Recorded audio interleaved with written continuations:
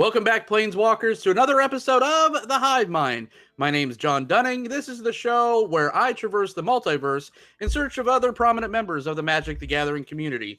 The member of the Magic the Gathering community that I traversed and found this time, you could say that he's very prominent. I mean, hell, he wrote a book about a format of Magic, but more on that later. First things first, let's get down to business. Since you're traversing the multiverse, why don't you head on over to cardsphere.com. That's right, cardsphere.com, the best place to buy, sell, and trade your paper Magic the Gathering cards.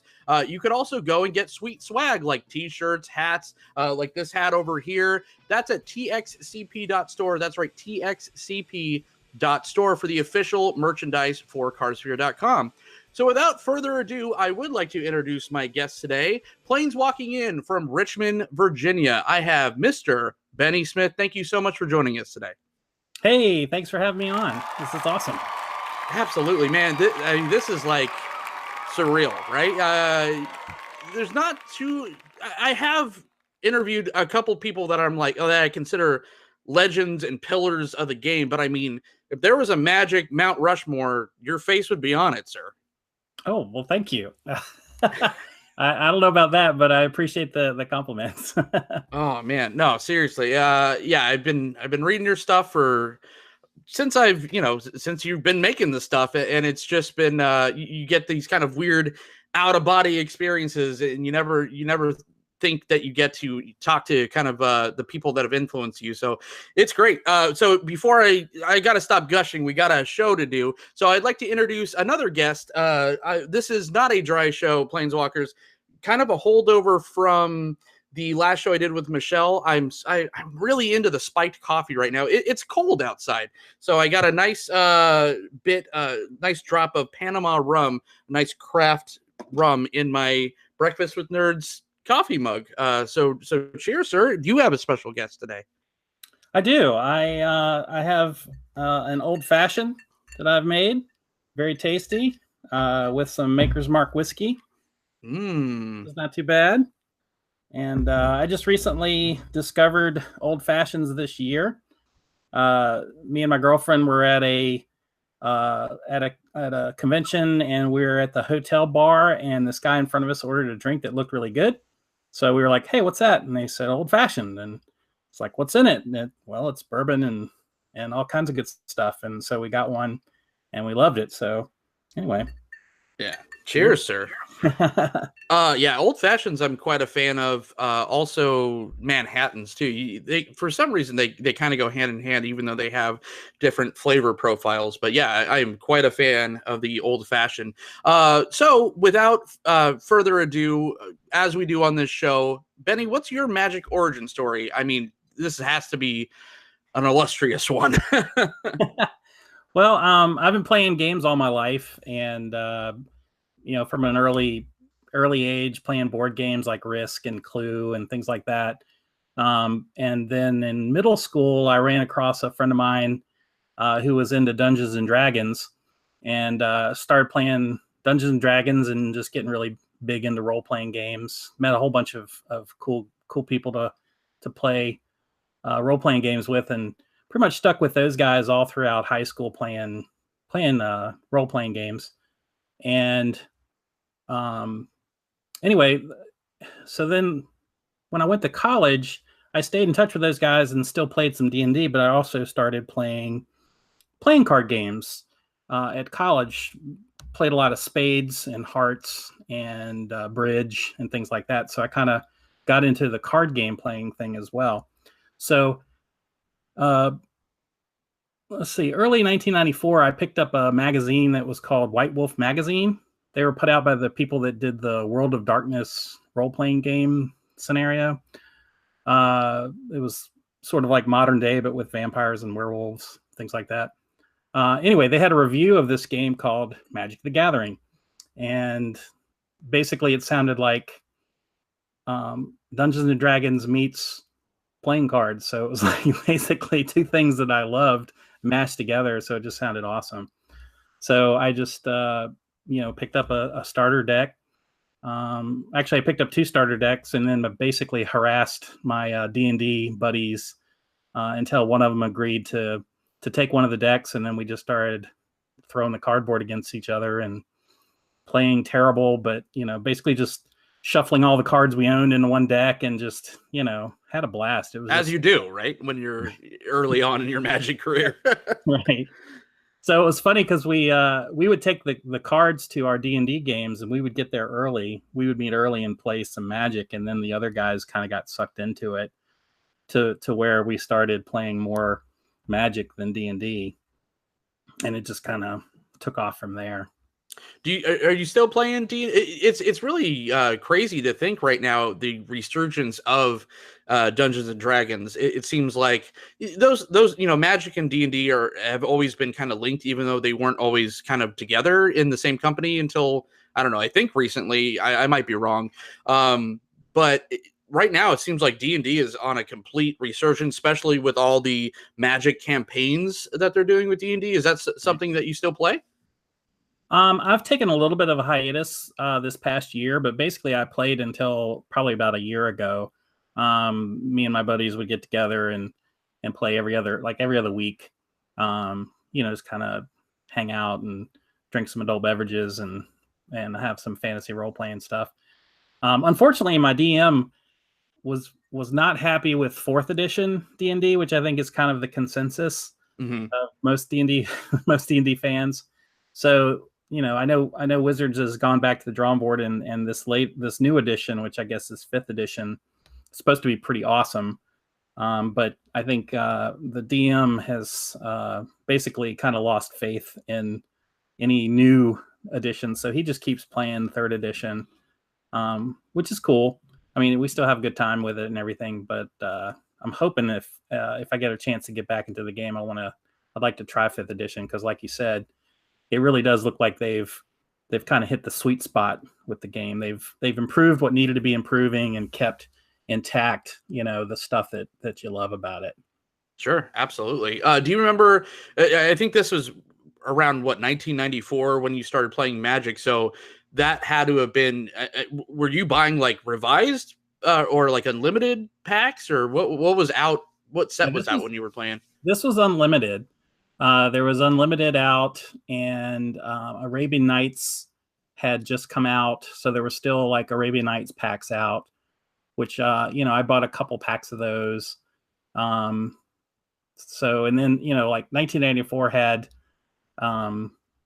Arabian Nights came out, I think, and then there was Antiquities, and then there was Legends and the Dark. Like it was just like this cascade of all these crazy, amazing walls sets of texts. Yeah. Right. And what was really funny at the time was that the stores never had enough. Like the Magic frenzy had started, but like the number of packs that people could buy, they had to like limit it. So whenever a new set would come out, there would be this pilgrimage to all the different game stores and comic shops and bookstores and stuff all around town, where you would just go in, run in, buy your 2 packs, and then run out and run to the next store and buy more packs. They would literally set a limit on how much Magic an individual could buy. Yeah. Wow, I did not know that. Yeah, it was crazy. Jeez. But, man, what is it? I mean, do you remember any of those early pulls like that? You think back now in retrospect, back to 1994, you're just like, oh crap, I pulled this, and maybe didn't even know what you had at the time.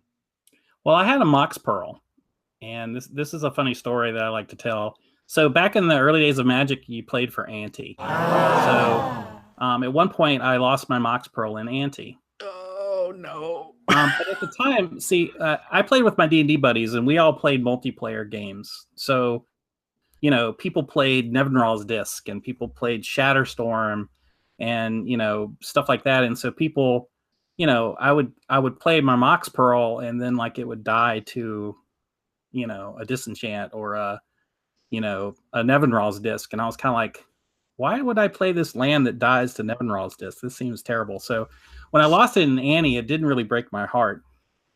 But the same night that I lost the Mox Pearl in Ante, I won a Serra Angel in Ante, which Serra Angel in the day, especially multiplayer, was like, was the shit. So like, yeah, absolutely. so That and Shivan the Dragon, right? That and Muhammad Jin, that you got yeah. those out and you won. So the girl I got the angel from, she offered to trade it back to me, trade the pearl back to me for the angel, and I was like, "Can you give me a week? I just want a week with the Sarah Angel, just to feel the power." Just give me time to say goodbye. And she's like, "That's fine, I understand." So there was this guy that was from out of town. He lived up in Charlottesville or something, and like he knew the power of some of those cards, like the Moxen and Mind Twist and some of those old cards. So he came in and kind of wormed his way into our group and sort of did some trades that were a little bit sketchy in retrospect, but he basically sucked all the power cards out of the group and gave us, like the girl that I was going to trade the Sarah Angel back for. She ended up getting a Sarah Angel and like a couple of fireballs and some other things for the mock. So I was happy because I got to keep the Sarah Angel. She was happy because she got another Sarah Angel and a bunch of other cool cards. But then, a year or two later, when I was reading Scry magazine and realized how much Mox Pearl was going for at the time, which was like $35, I was like, what the heck, $35? So I was a little salty about that. And of course, over the years, as the price has just gone insane, the level of salt in my soul has grown. Oh man, that's heartbreaking. So I always think about that because at the time they weren't even the Power 9 cards weren't even considered Power 9 cards probably at that point, and they weren't. I mean, the most expensive cards back then. I think Black Lotus always had that mystique about it, right? I think even when it came out, it was still at least over 100, if I'm not mistaken. Yeah, I don't know. None of my buddies, none of us had a Black Lotus, so I never really I paid attention to the price of that until many years later. But yeah, it was always you heard rumors about the Black Lotus or whatever, but I never saw it for years, one in person. Man, now you hear rumors about the Moxen. I'm sorry, I'm like digging into the wound now. I'm sure many therapy sessions has cleared that out for you. So we'll move on. But what is it like, being there? I've been in the game for quite a while. I think Ice Age was brand new when I started, but still, you've started before that. What has it been like for you personally, seeing how the game has kind of evolved from Unlimited to Guilds of Ravnica?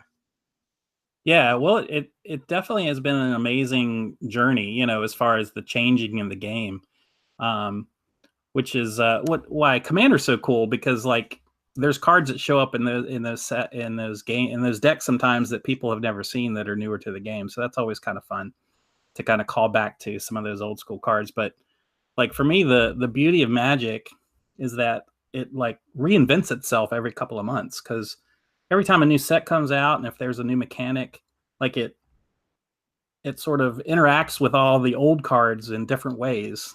You know what I mean? So like each new set sort of refreshes the game, and it refreshes some of the old cards. There's some crazy combo that happens because some new card was printed, and so you can dig back into Tempest or something and find this crazy card that all of a sudden is super cool. So another thing that's kind of neat is that the Magic content has changed so much, because like back in the day, it was like print magazines. So, like Inquest and Scry and the Duelist and things like that. And like the internet, there was just like Usenet, which was sort of like these forums that were out there. It was kind of a wild west of Magic content, and there was tournament reports and deck techs and strategy musings and of course Flame Wars. But like it's just amazing to me to think back to those days and think about content now, video and streaming and event coverage and all that other stuff. It's just it's amazing to me how things have changed over the years. It's just, every year just seems super cool to me when it comes to Magic. Yeah, you see Spellslingers just had a bona fide movie star in Joseph Gordon-Levitt on playing Magic the Gathering, or you see things like the Command Cast, which looks like a real TV show. Yeah, or the Command Zone rather. It's just insane the shift, right? Yeah, because I remember I was living those days where I'd be sitting there waiting for that scry, just like I would be, the new edition of scry, like I'd be waiting for a new set to come out. It was very exciting. You get to see your card's value go up or down, because I always liked kind of the in the trenches trading and value of it. I mean, Magic is just, it's so much for everybody, right? If you like that aspect, there's that. If you just like the playing, the interaction, there's that. The collectability, there's just so much, and that's what makes it the best game ever made. Yeah, it's different for everybody. There's a little something different that people like the best out of it. Yeah. What do you miss about the old school design, if anything, as opposed to the way things are designed today? I'm actually one of the old school guys that likes the game now. Like I think that the game is just so much better now. Now that they've sort of professionalized and streamlined the design process and the rules, like there used to be all these weird cards and rules that weren't very intuitive, like interrupts and like damage on the stack. I remember trying to teach new players damage on the stack, where like some creature would block and put damage on the stack, and then you'd sack the creature off to do something else, which, of course at the time was considered good play, but like for a new player, it was like, that didn't make any sense, Yeah. I'd always try to get everyone with that. I think it was the Mog Fanatic, where I'd like do my damage to the creature, then sack it for the one, and right, that doesn't work anymore. Yeah, and like if you tapped a blocker after it had blocked, it wouldn't deal damage, even though the tapped attacker that was blocked, that would still do damage, right? So like trying to explain that to people was like super confusing. Though when you knew the rules, you felt super clever when you did stuff like that, right? But like, sure.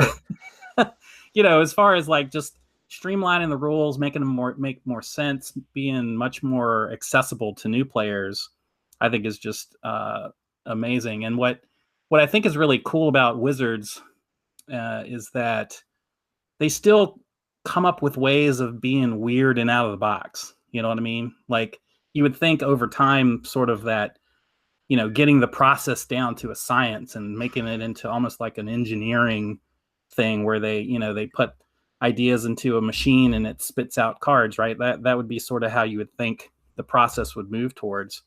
But they still, they come up with, cards that flip and, energy, and, they sort of did the colorless stuff, where colorless is a color, like just stuff like that. I think just kind of is amazing to me that, not only do they design good cards consistently, but they surprise us too. And like you said, they have to take in consideration everything that's come before it too. They don't just get to focus on what's now and what's different and what's innovative, but it all has to fit together in a big cohesive, set, for lack of a better term. That's the crazy balancing act. And no, they don't get it right every time. Yeah.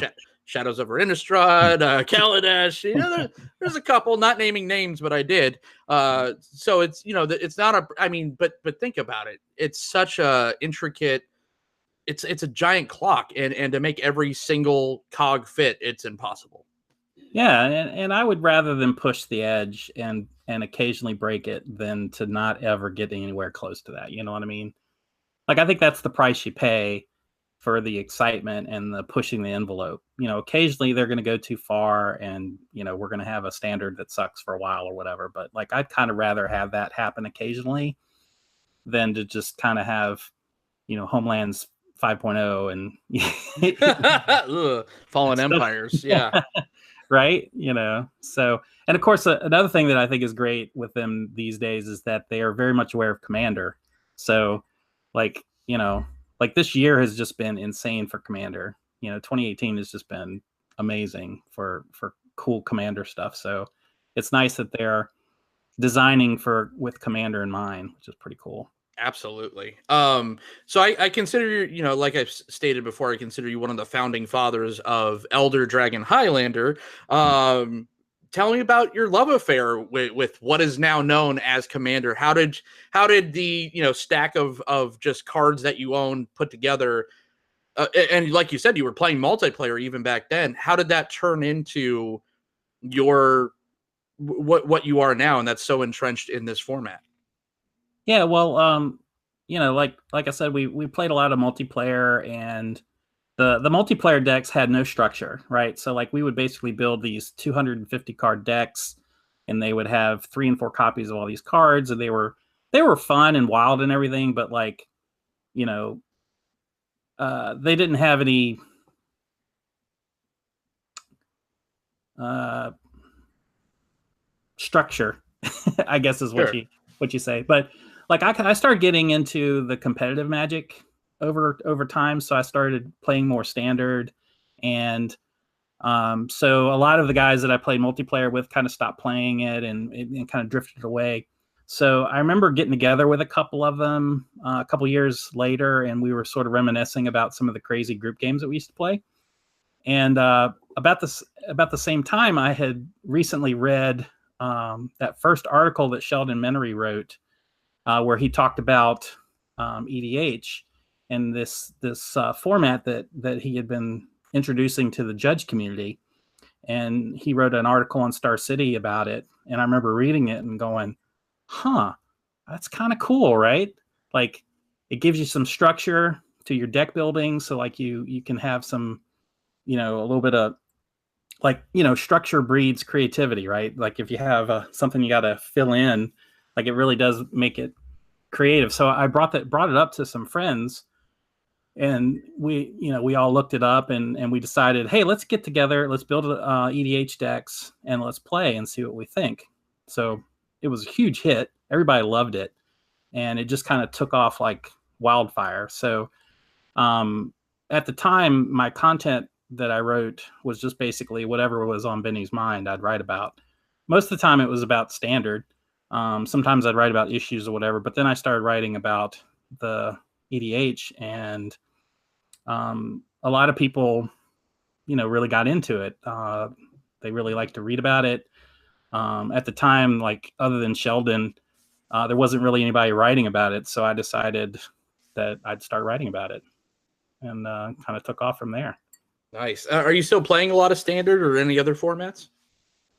I do play standard when I can. Mostly I play Commander, but I try to at least play 1 or 2 Friday Night Magics a month.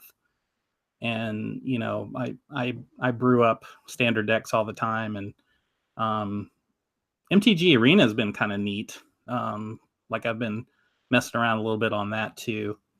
But I don't play as much standard as I would like to, because at this point I write almost exclusively about Commanders, so I try to dedicate most of my time to building decks and doing some testing and things like that. Sure. And I know your play style, and correct me if I'm wrong, I think you're a mid-range player. What are some of your favorite all-time generals that you have, that you still play with, or that maybe you've disbanded because you just kind of wore them out? Yeah. Well, back when Glissa the Trader was in standard, I had a standard deck that was built around her, and some artifact recursion. And when she rotated out of standard, I briefly tried to get her to work in modern, but being a 3/3 in a lightning bolt format is kind of tough. Yeah. So I decided to build a commander deck around her, and I kept that together for quite a few years. I really liked that deck a lot. I don't currently have it together because I've tried different flavors of Golgari, but that was a lot of fun. When I think back to commander decks that I don't have around anymore, that's one of the ones that I kind of think back fondly. That's a mean deck, man.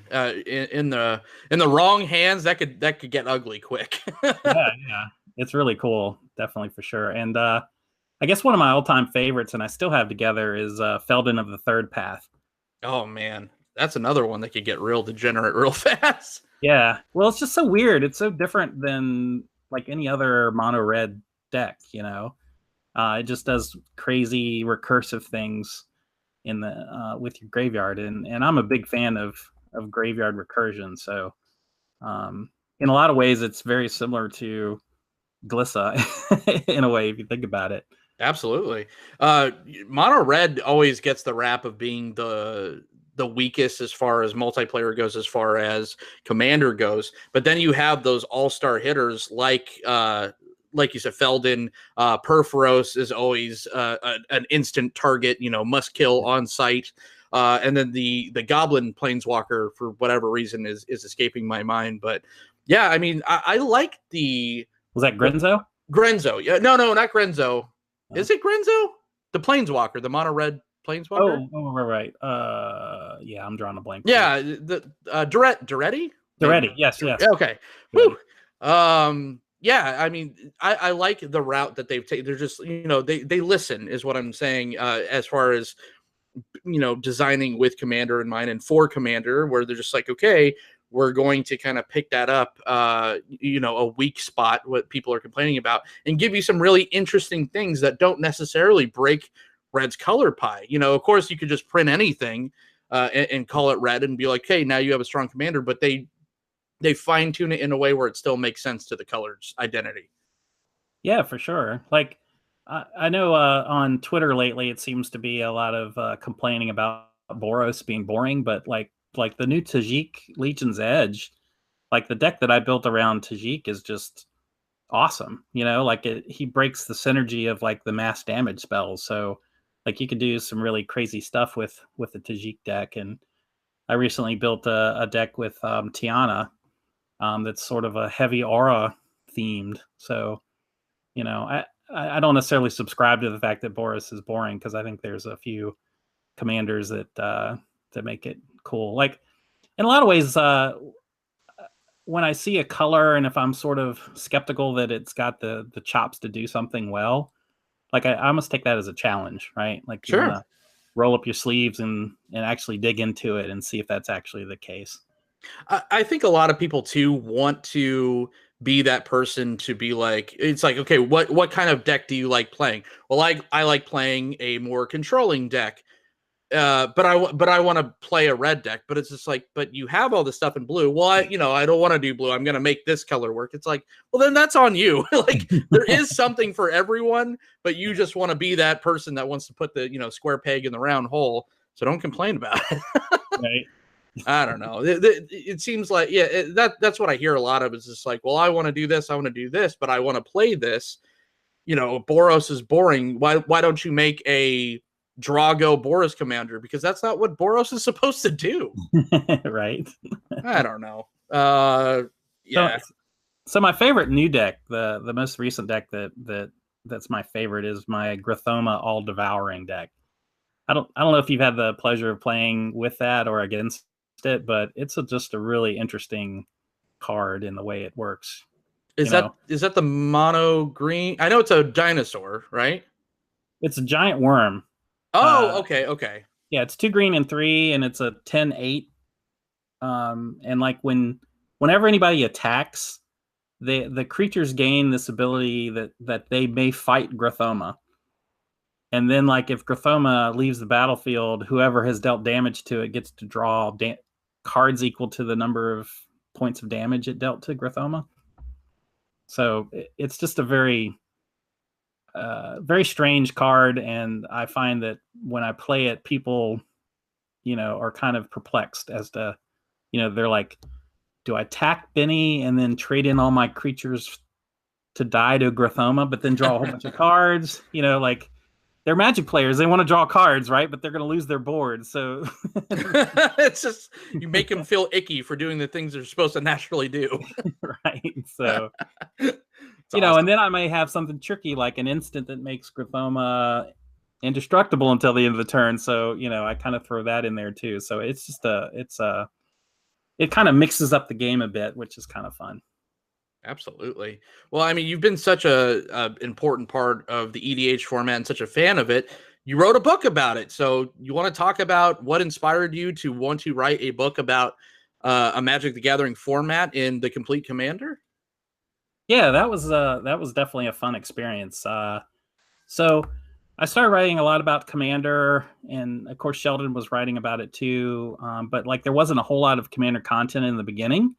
So, but that has certainly changed. Like, there's a bunch of great Commander content out there these days, and with the format exploding, people naturally jumped into the content creating business. So, but it occurred to me a couple years back that for people that were first getting into the format, like, it's a little daunting, right? To sort of, Commander's so different with politics, and multiplayer Magic is a lot different than dueling. So I had written a few primers on Commander back in the day on Star City, and people were telling me that they were always pointing new players to my primers, but that the primers were a couple years old, and they would say, hey, maybe you should revisit your primers for new players. And so I did some thinking about that, and thought, I was trying to figure out how I would go about doing that. Would I make some more columns?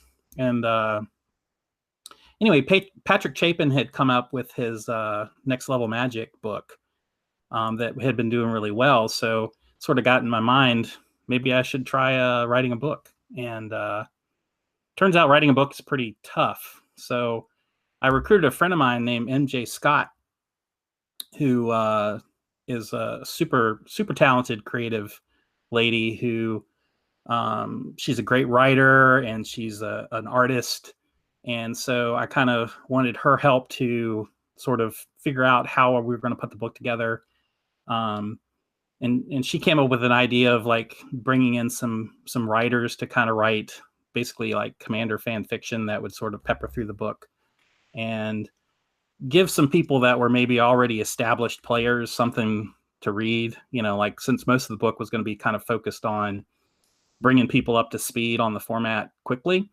I wanted to make sure that, even if they didn't get a whole lot of strategic value from the book, that there would be some fun stories and things like that in there too.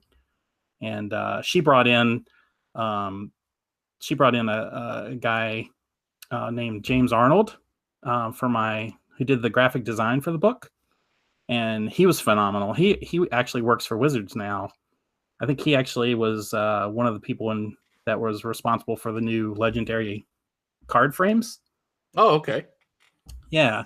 So it's kind of neat to see him go from, designing my book to designing Magic cards. And he's actually like a Magic artist now officially, because he did the art for the Mirari Conjecture. Oh, nice. Yeah. So yeah, that was kind of neat. He's moved on to bigger and better things. That's pretty cool. Making the game. Any chance on a sequel or a follow-up? Yeah, I definitely need to revisit the book. I mean, at this point it's about 5 years old. I think I did one newer edition, but even that is at least 3 or 4 years old. So I kind of it definitely needs a freshening up. So it took a long time to do the book, and I'm a pretty busy guy. So I'm not sure if I'm going to be able to do like a sequel, so to speak, maybe like an advanced strategy book, but I think I could definitely do a refresher of that book too, and sort of bring it up to date to what's out nowadays. Awesome. Your latest article, we kind of spoke about this off the air, was about Brutaclad on SEG. You've been consistently writing for Star City Games, doing Commander content for them for a very long time. Yeah, is that your favorite way personally to deliver content to the community? Yeah, well, since I was a kid, I always wanted to be a writer. So, writing about Magic is almost like, telling a story about the deck that I'm playing. I mean, for me, Magic deck building is kind of a super creative endeavor. You're basically sort of telling a story with the cards that you choose. That's one of the great things about the game, is that, each person's deck is sort of unique to them. You know what I mean? Like, there's certain spice cards that people know that you're always going to have in your deck, because that's who you are. You like this particular card, and when you play it, everyone's like, oh gosh, it's that card, or even better yet, when they're like, hey, can I read that card? Like, when you pull out something that nobody's ever seen. So It's been a lot of fun writing for Star City. I was one of the fortunate people that they kind of scooped up in the very beginning when they first created their Magic content. Um, there was people like Jamie Wakefield and John Rizzo and a whole bunch of great writers over the years that were kind of in there from the ground floor, and I've lingered along all these. Well, But I mean, you don't see a lot of people stick with one company for as long as you have. So that's saying something for your content and for Star City. You guys sticking with each other, so you guys must be treating each other pretty well. yeah, well, I mean, I have the good fortune of living in Virginia, which is where Star City is based out of.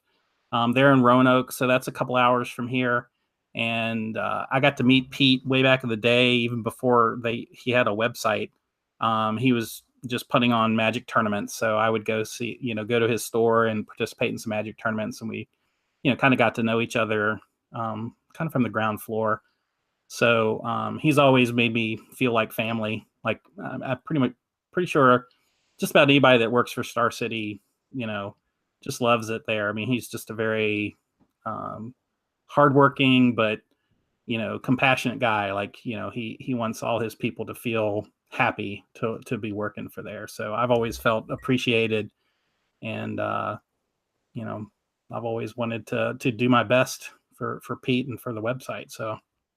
Awesome. Have you ever kind of slung spells with some of the famous Roanoke, the mythical Roanoke cast over there?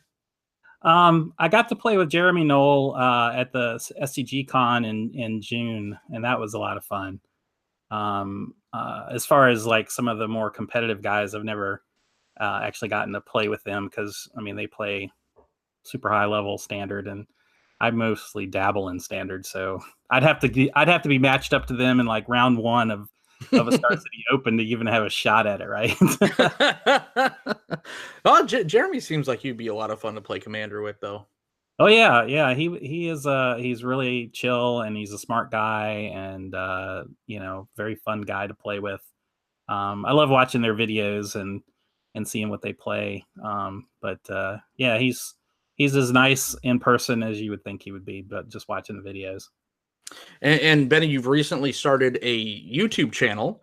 And if anyone that's watching or listening to this show right now, if you haven't subscribed, I mean, do it. This man's a Magic legend. So go run over and do that. What are your plans for that in the future, and how did that start out and come about?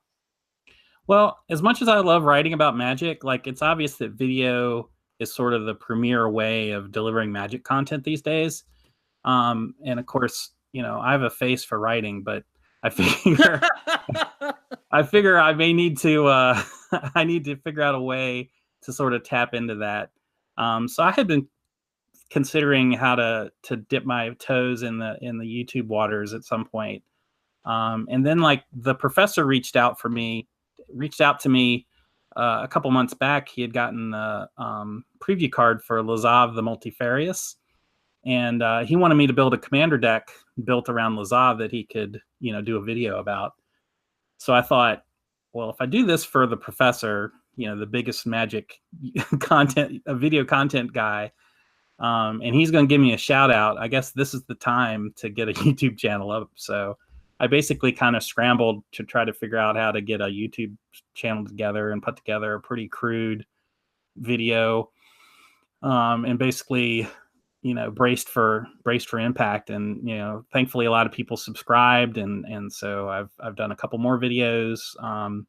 Like at this point, the videos that I've been doing have been sort of like a top 5 highlight reel for my columns, as a way to sort of draw people in. But I definitely hope to sort of expand some content, to just do some videos that are just sort of freestanding videos. I've had a couple people make some suggestions on some things, and I'd really like at some point to do some sort of like a play video of people playing Commander, because I have a couple of friends that are really entertaining and fun people. So, but I know, a rig to set that kind of thing up is a pretty high bar. So that's sort of a long-term goal to try to get into that action. Sure, absolutely. You also collaborated with the professor in his most recent video, his preview card for Ultimate Masters. That was pretty awesome too. Is that something? Well, first off, how is working with Brian? Brian's a great guy, and luckily someone I could call a friend as well. But how was that experience? And do you plan on doing a lot more collabs in the future with other content creators? Well, I don't have any plans in the works. Brian was great to work with, and I was super excited that he asked me to help him cook up some cool combos for the Phyrexian Altar preview that he had.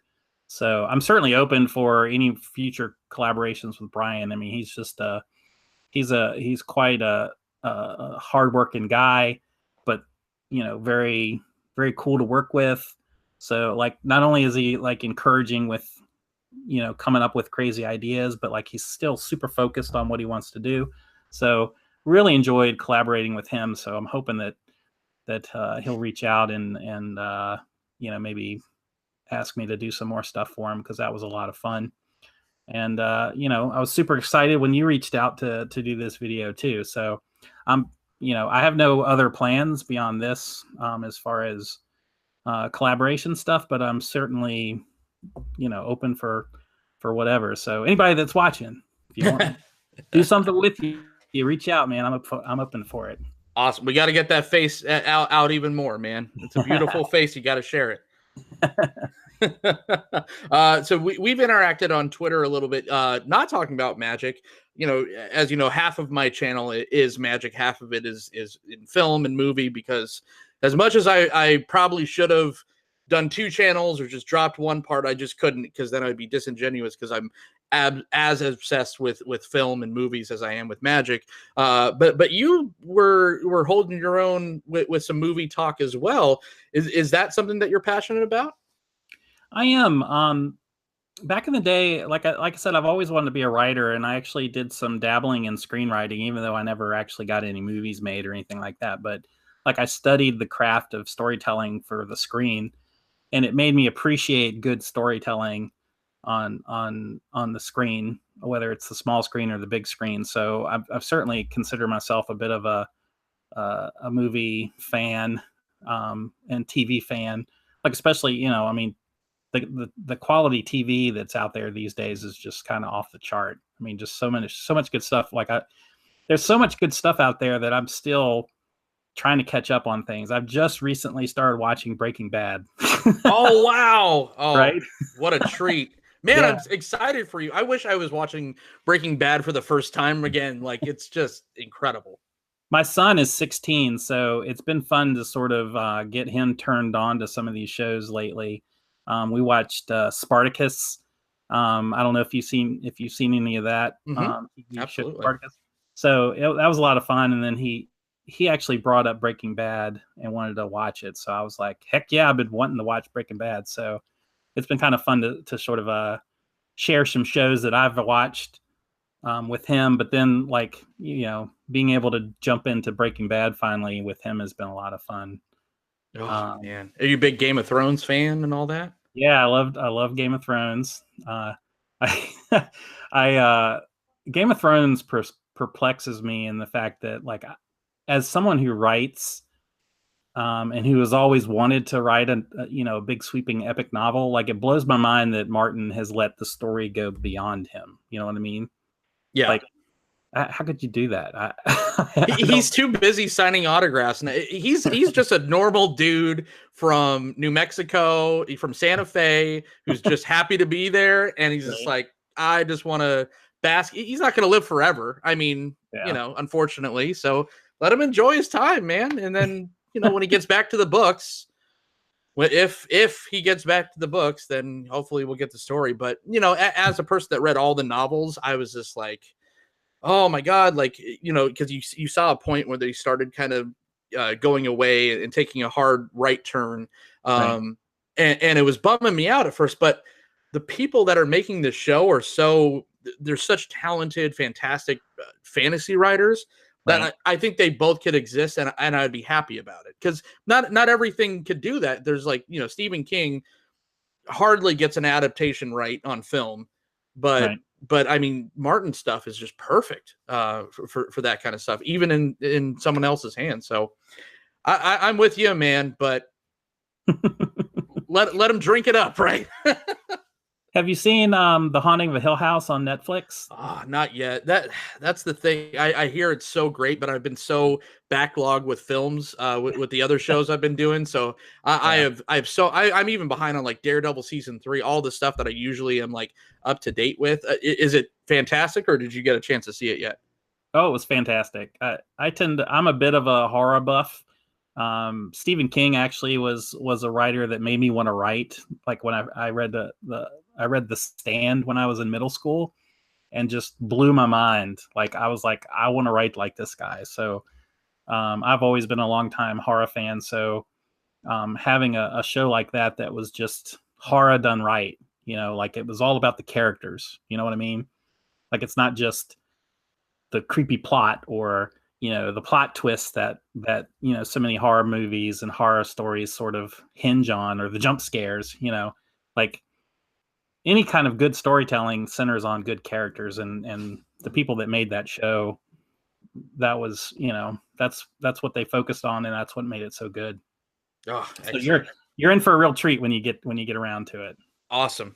We got to compare notes while you're watching Breaking Bad. You're like, oh my God, I can't believe this happened. And I'll be watching the other thing. So awesome. Well, it is the time of the episode for our game, Face the D20, sir. This is the Face the D20 essentially is Benny will be rolling a spin down, and each number on the spin down will correlate to a non-Magic the Gathering related question, just to get to know Benny a little bit more about the person behind the cards. So do you have a spin down, sir? I have a spin down. Perfect. All right. Roll when ready. All right. 17. Lucky 17. Huh. Well, I think we might have just covered this. What's your favorite book series of all time? What a segue. Favorite book series of all time would probably be The Dark Tower by Stephen King. My man. Oh, my man. Yeah. So good. And in fact, I feel like the movie, as bad as people made it out to be, was sort of like just another chapter in the book. Like, I felt like it made sense to me what they did with the movie, even though I felt like they could have done 8 movies. Yeah. With the source material. It took so long. I literally bought The Gunslinger when it first came out. And, if you know when the last book came out, like that was a long journey to finish up that series. So, and wasn't it almost like 15 years in between Wasteland and Wizard and Glass too? Yes. God, what a jerk. like after, because oh man, we're going to get off on a tangent here. How the Wasteland ends with Blaine the Train, and then you pick up with The Wizard and the Glass, which is the worst book in the series. Yeah, let's flash back, right? And what is this, Lost? Oh God, I was so mad when I read. Thankfully, everything was out. I think I picked up the series right after Song of Susanna came out, so I only had to wait for the Dark Tower, the last book in this. Is it the Dark Tower? Yeah, that's the last book in the series, book 7, right? Yeah. So it's just like I didn't have to wait like a lot of people did, but I can't believe he pulled that crap. Yeah. Well, like he puts out so many books a year, I'm like, can't you just slip in a Dark Tower book? Like, can you just slip one in there? And he's like cranking out all these books. And so, yeah. And then he's like, yeah, maybe I'll finally get around to some Dark Tower stuff. Yeah. But then he started, I guess he got really interested in the story and he wanted to wrap it up. So he kind of cranked out those last couple books in a reasonable amount of time. And they were fantastic. Once he got over that hump, he definitely was rusty, and he made that crap. And then once we got to Wolves of the Kala, it was all great again. But oh boy, it was just like, can we get Dark Tower back? No, I got to make Under the Dome and Cell. It's like, Right. Come on, man. Come on. All right. This is a whole other podcast we could turn this into. So before that happens, let's roll again, sir. Okay. All right. Well, lucky 13. Lucky 13. Number one thing on your bucket list. Number one thing on my bucket list would be to see some sights. So I'm a pretty provincial guy. Like, I haven't really gone a whole lot of places other than East Coast. So I'm hoping at some point. So my kids are 17 and 16. So like eventually they're going to be leaving the nest and going and doing their own thing. So I'm hoping to be able to take some more time to go see Niagara Falls, go see the Grand Canyon, go dip my feet in the Pacific Ocean, stuff like that. So I think traveling the United States is definitely high on my bucket list. I would put that at number one for sure. Awesome. Come to the Pacific Northwest so we could have a drink together. Heck yeah. That's probably my number two on my bucket list. How about that? Yeah. Oh man. From someone that came from the desert, just being up here is just so wonderful. I'm sure you got trees and everything's green over there too, but coming from a sandbox, 120-degree sandbox to this, I feel alive. The greenery isn't freaking you out too much? Oh no, it's wonderful. I love the confinement. I love the dark. I hate the sun. I'm in the perfect place. All right, let's roll one more time if you have time, sir. Okay, yes, absolutely. 9. Number 9. I swear I didn't plan it. This happens. It seems like it happens every episode, but ask the interviewer anything. Ask the interviewer anything. All right. How did you injure your finger drinking rum? That was supposed to be an off-air story, Benny. No. Okay, so yes, little backstory. Benny and I were talking about what our beverages were going to be for the show, and we mentioned something about rum, and I said I almost lost a finger. I did technically kind of lose a finger to drinking 151. So back, long story short, very, very early 20s. We'll say that because I might have been under 21, but that's beside the point. This pinky right here, if you see, there's quite a good scar that wraps around. I drank an entire bottle of 151 to myself. Holy! I was about half the size I am now. I think I was like 140, 150 soaking wet. Like I was a tiny little, punk skater kid back in the day. So yeah, a bottle of 151 would probably affect someone of that stature. Right. Whew, man, boy, did it ever. So we had a house party. I tripped and fell. We had a little tool shed in the back, and we had a rusty engine hoist back there. I don't know. It was as you do in a bachelor pad. You need your rusty engine hoist. At some point of the night, I tripped, and I guess I sliced it down the way. Down the way, I mean hanging, literally hanging by skin and tendons. I know. I hope everyone is enjoying their Thanksgiving. The only way I noticed is that I was pointing at my friend and yelling at him, and I just saw blood splattering his face, and everyone else was stone cold, like quiet and just staring at me. And then I looked over and I said, someone needs to call my mom because I need to go to the ER. No. They put it back. I have zero feeling in this finger. So that's a fun party trick too. Sometimes I'll put staples and stuff in it just to freak people out. Yeah. So that's that's probably my favorite Ask the Interviewer anything on this show. Perfect. Yeah, I drank way too much rum and just had a bad hangover and stopped drinking rum. So I thankfully I didn't need a finger to do that. You know what? Some hangovers I would trade in for a finger. I mean, some hangovers are just horrible. Mostly Jägermeister involved, right? That's just the worst hangover. Oh my gosh. I had I went out with some friends after my ex and I had split up, and some friends invited me out, and I ended up doing karaoke or something or another. But he had me drinking something I think he called a Jaeger bomb. I think Yeah. it was Jägermeister and Red Bull. Oh yeah. Oh, it was so disgusting. Oh yeah. It was so bad. That's the one you get the hangover even before it touches your lips. You're just like, Right. your body's like, nope, I smell it. You shouldn't be doing this. Right. Okay. Oh God, sir, you survived. Face the D20. Yeah, that was fun. Awesome. Any upcoming projects or events? Anything that you could spoil or tease for the group? So anyway, Star City Games Invitational or Star City Games Con is going on in December. So I've been invited back to be one of the feature players in the Command Zone, along with Sheldon Minery and the Commander Versus guys. So that's happening, I think, December 6th.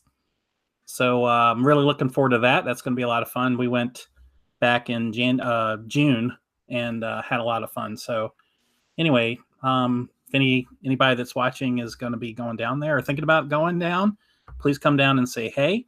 One of the best parts of writing and creating content, I think, is meeting people that read your stuff and they like it. So, meeting those folks in person is always a treat. So, anyway, I'm looking forward to that. And Gavin Verhey and Mike Turian are coming down.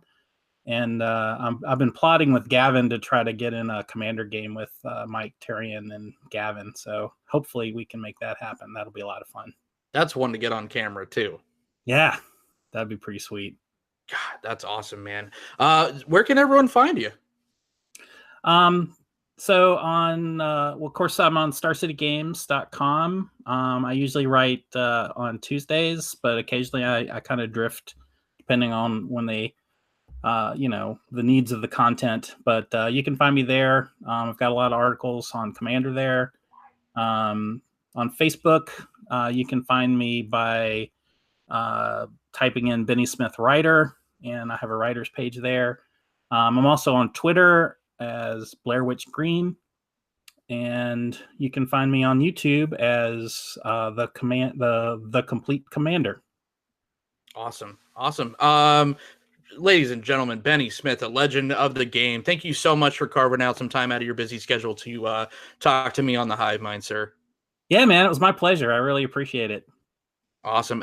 You could find me right here on this very channel. They Said, We Said, doing shows like this, the Hive Mind, 10th Street Hooligans, and some of the other non-Magic the Gathering related shows as well, even though I have mostly Magic people on those shows also. But also, please, while you're traversing the multiverse, like I said, please hop over to cardsphere.com. It is the best place to buy, sell, and trade your paper Magic the Gathering cards online. And also, if you want hats, t-shirts, all that great stuff, head on over to txcp.store. You can find me on Twitter and Reddit and all those things at Orzhov Dunn, or just on Facebook as Jonathan Dunning. Until next time, Planeswalkers, I will see you all in the multiverse.